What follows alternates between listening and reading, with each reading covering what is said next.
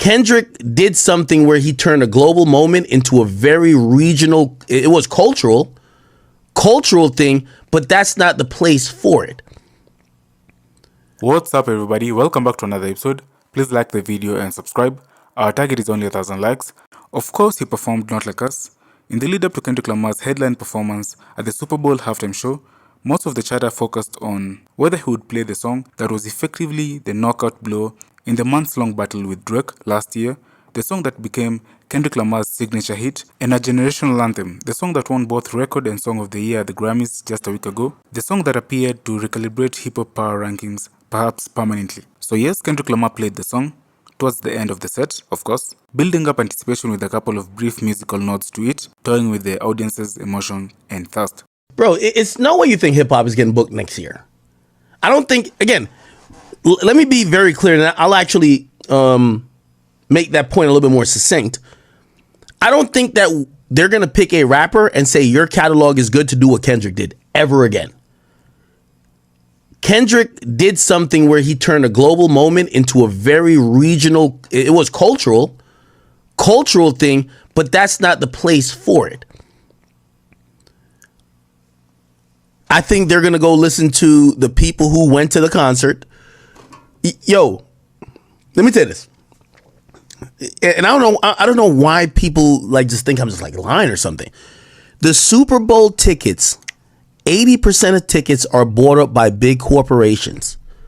Big corporations that use to snooze and like curry favors among their partners. Hey, we have this booth. Hey, we have these tickets because it's a thing people want to go to.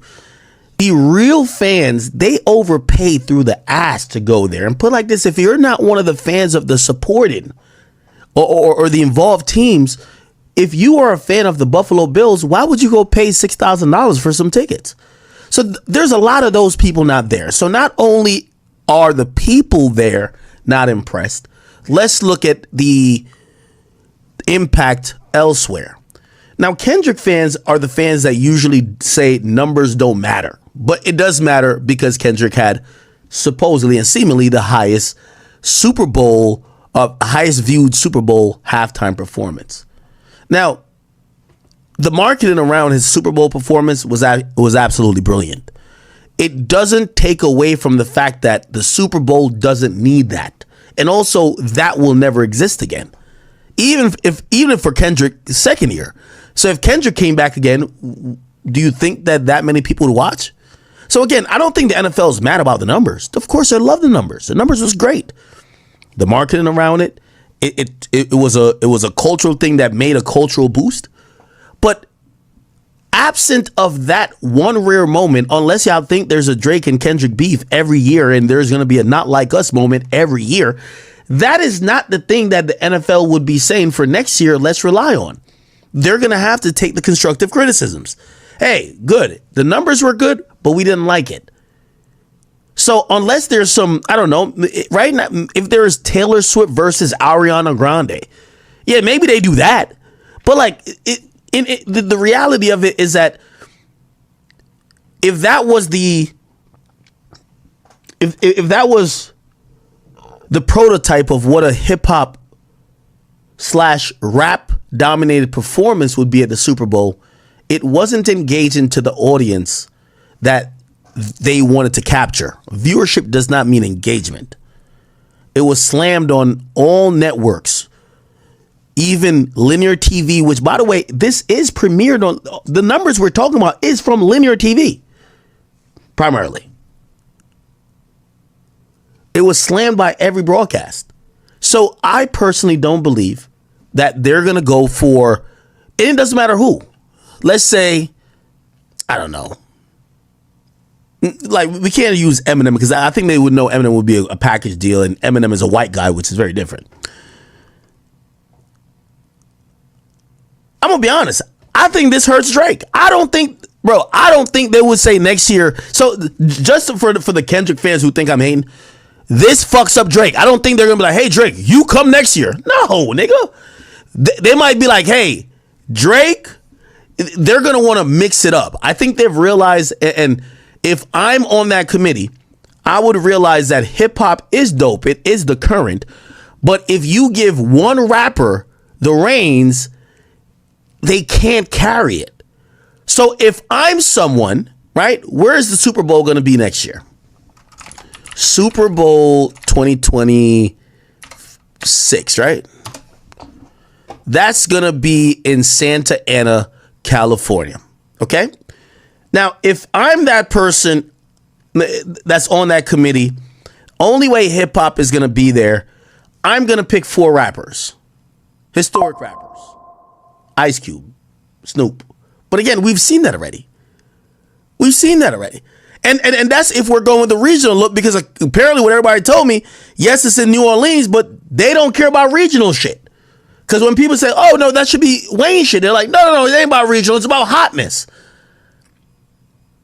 What I'm saying is that wasn't an impressive look for hip hop. There's moments where people call into question the veracity, or not really that, but the, okay, how entertaining is this? And that was a proven ground moment. Again, I keep telling y'all, Kendrick is selfish. All of this, he's the West up shit. I think Kendrick is for self. And he wanted to be number one, and he is number one. But also, this was hip hop and showing that a rapper at his peak could hold down the show if he's named as the sole performer. I don't think so. This ain't R&B. You could give Beyonce the show. You could give Taylor the show. Like, that performance made me realize, unless Jay was bringing out a bunch of people, I don't even want to see a Jay-Z performance. Respectfully, I don't want to see a Jay-Z. And again, y'all gonna be like, what? This ain't, bro, you know, we could just go watch a Jay-Z show. They did On the Run. We're talking about the Super Bowl.